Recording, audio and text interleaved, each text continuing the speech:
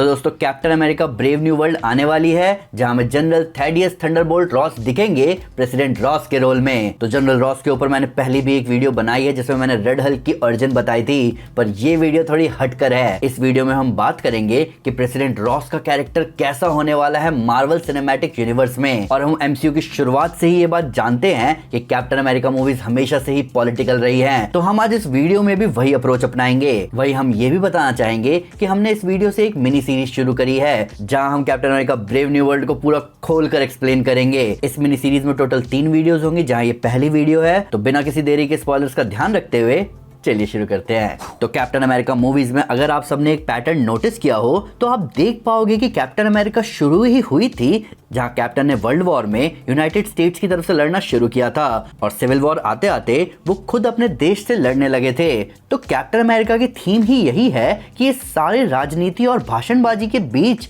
सही और गलत को चुनना। पर इस बार Captain America Brave New World में हमें इसका एक लेवल ऊपर देखने को मिलेगा। तो अब चलो इसकी डिस्कशन शुरू करते हैं। सबसे पहले बात करते हैं कि captain America Brave New World में नया क्या हो रहा है। तो ब्रेव न्यू वर्ल्ड के दौरान जो दुनिया है मार्वल सिनेमैटिक यूनिवर्स में, वो एकदम बेहाल है। हल्क के स्नैप के बाद जब से सारे लोग वापस आ गए हैं, उस वक्त से अभी तक ज्यादा साल बीते नहीं है। वर्ल्ड इकोनॉमी अभी तक स्टेबलाइज नहीं हुई है, रिपेट्रिएशन का काम जारी है। अचानक से आबादी दुगनी हो जाने की वजह से भयंकर इकोनॉमिक स्लोडाउन हो गया होगा यूएस में, और इकोनॉमी को हीट अप करने के लिए इन्फ्लेशन बढ़ेगा, पर बेरोजगारी को सेटल डाउन करने में टाइम लगेगा।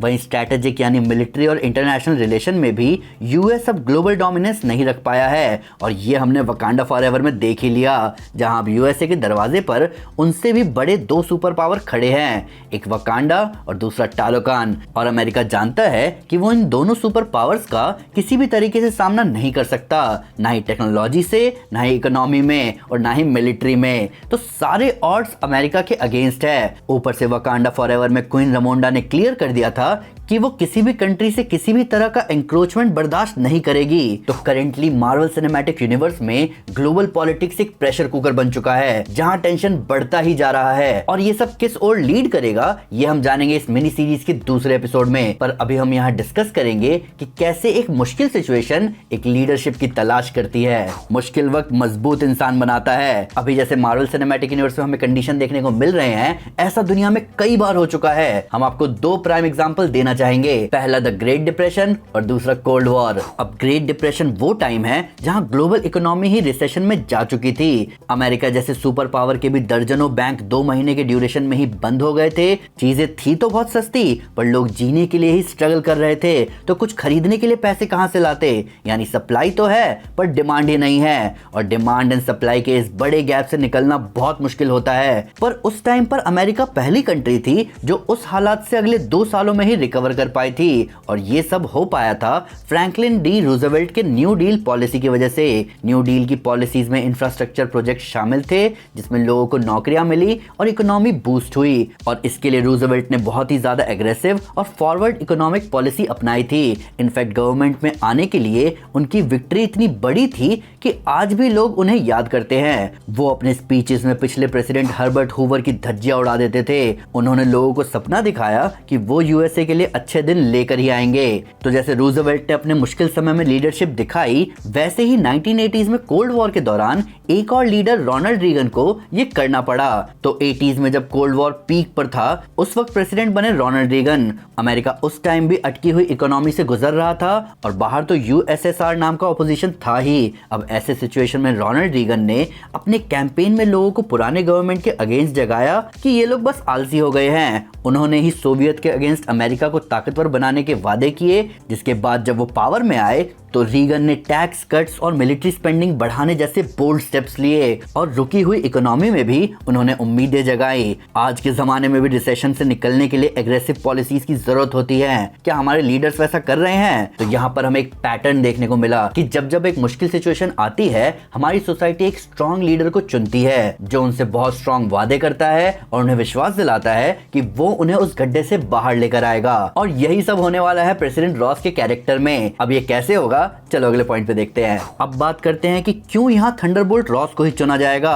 अब हम सबने जान लिया है कि किस तरीके के कंडीशन बनते हैं जिसके बाद लोग चाहते हैं कि एक स्ट्रॉन्ग इंसान हमें लीड करे, और वो सारे कंडीशन अभी एमसीयू में भी हैं। पर यहाँ जनरल रॉस ही क्यों? अब इस सवाल के जवाब को हम इस बात से शुरू करना चाहेंगे कि अभी रॉस के अलावा कोई भी दूसरा इंसान नहीं है मार्वल सिनेमैटिक यूनिवर्स में जो एवेंजर्स और उनके काम को मिलिट्री और पॉलिटिकली दोनों तरीके से एनालाइज करके गलत ही ठहराए। सुपर हीरोज और ये सुपर पावर्स होल्ड करने वाले लोग किस तरह से ऑपरेट करते हैं ये रॉस ने सबसे करीब से देखा है। यहाँ तक कि Avengers US based superhero organization थी, पर फिर भी वो टोटली ऑटोनोमस थी और किसी भी तरह के स्टेट कंट्रोल से बाहर थी। एवेंजर्स अपने विल पर ऑपरेट करते थे जिसका कोई भी फायदा नहीं था अमेरिका को, पर दुनिया को ऐसा लगता था कि एवेंजर्स यूनाइटेड स्टेट्स की मिलिट्री का ही पार्ट है, क्योंकि इस टीम का लीडर यूएस का झंडा पहनकर घूम रहा था। और यही बात रॉस को सिविल वॉर में पसंद नहीं थी और उसका नतीजा था सोकोविया अकॉर्ड्स। वहीं ब्लिप के बाद ग्लोबल पॉलिटिक्स में मच रही एनार्की को भी रॉस ने करीब से ही एनालाइज किया होगा। फ्लैग स्मैशर जैसे नियो कम्युनिस्ट लोग, वहीं उनकी एक्सट्रीम एनार्की वाली आइडियोलॉजी को कैसे काउंटर करना है वो रॉस को जरूर इंस्पायर कर रही होगी। आफ्टर ऑल रॉस एक जनरल रह चुका है, तो इंसर्जेंसी से लड़ना उसके लिए आम बात होगी। इसी के साथ वकांडा और टालोकन जैसे एडवर्सरी के अगेंस्ट क्या पॉलिसीज होनी चाहिए इसके बारे में भी रॉस ही सबसे बेहतरीन समझ पाएगा। तो दोस्तों आप देख सकते हो कि किस तरह सारी सिचुएशन, सारे सर्कमस्टांसेस रॉस की तरफ इशारा कर रहे हैं। पर अब सवाल आता है कि उसके कौन सी बात को लेकर कैप्टन अमेरिका यानी हमारे सैम विल्सन को उससे दिक्कत हो सकती है। तो ये है हमारा अगला पॉइंट। ये अगली वीडियो का भी टॉपिक है, तो इसको ध्यान से सुनना। अब देखो दोस्तों, इंटरनेशनल पॉलिटिक्स में दो तरह की आइडियोलॉजी एग्जिस्ट करती है मेनली, एक रियलिस्ट स्कूल और एक आइडियलिस्ट स्कूल। रियलिस्ट स्कूल एक प्रैग्मेटिक यानी कि प्रैक्टिकल वे ऑफ थिंकिंग है जो मानती है कि हम अपने देश और राष्ट्र हित को नजर में रखकर सब कुछ करेंगे। ये मानती है कि पावर ही दुनिया चलाती है, जिसके हाथ में पावर होगी अंत में वही डिसाइड करेगा कि क्या सही है और क्या गलत, क्या इंसाफ है और क्या कानून होना चाहिए। वहीं आइडियलिस्ट इससे ठीक उल्टा है, वो मानते हैं कि राजनीति पावर पर नहीं बल्कि नैतिकता और साझेदारी से चलती है। तो इन सारी बातों को सुनते हुए आप एक बात समझ गए होंगे कि रॉस किस तरह के विचार वाला इंसान होगा। ऑब्वियसली एक रियलिस्ट, क्योंकि रॉस मिलिट्री बैकग्राउंड का रह चुका है और मिलिट्री सिर्फ और सिर्फ प्रैग्मेटिक अप्रोच पर चलती है। उनके लिए सभी चीजें राष्ट्रहित में आते हैं। उन्हें सिखाया ही जाता है कि अगर वो नैतिकता देखेंगे तो अपने कंट्री की अखंडता और संप्रभुता को कभी नहीं बचा पाएंगे। और बिल्कुल इसी प्रैग्मेटिज्म को लेकर जब कोई लीडर एक क्राइसिस के सिचुएशन में जनता के सामने आता है तो जनता उसे अपना मसीहा बना लेती है। हाँ, एमसीयू में यूएस अभी क्राइसिस में है, इंटरनल और एक्सटर्नल दोनों ही फ्रंट्स पर यूएस के पास चैलेंजेस हैं, और रॉस वो इंसान बनेगा जो इस विचार के साथ आएगा कि मैं किसी भी कीमत पर यूएसए को पुराने ग्लोरी पर रिस्टोर करके रहूंगा, और अपने इस विचार को वो इतने एक्सट्रीम पर ले जाने को तैयार होगा जो हमारे कैप्टन अमेरिका को गलत लगने लगे। देखो दोस्तों, नेशनलिज्म की कोई हद नहीं होती। राष्ट्रवाद बहुत अच्छी विचारधारा है, पर जब राष्ट्रवाद पर पूंजीवाद और राष्ट्रहित का नशा चढ़ता है तभी वो इंपीरियलिज्म जैसा रूप ले लेता है। और अमेरिका की सोसाइटी में ये तीनों चीजें हैं, और ये तो रॉस के कैरेक्टर में और भी होगा। वो एक नेशनलिस्ट तो होगा ही क्योंकि वो आर्मी में था, कैपिटलिस्ट वो बनना चाहेगा क्योंकि अमेरिकन इकोनॉमी ही वही है। कैपिटलिस्ट का मतलब व्यक्ति के फायदे को पहले रखना, ऊपर से अब उसे वकांडा को राइवल भी करना है। वहीं वो ये सब कुछ करने को नेशनल इंटरेस्ट का नाम देना शुरू करेगा और वापस से वर्ल्ड पावर को डोमिनेट करने के लिए, यूएसए के ग्लोरी को वापस लाने के लिए एक ऐसा कदम उठाएगा जो कहीं ना कहीं ब्रेव न्यू वर्ल्ड का पूरा प्लॉट बनेगा।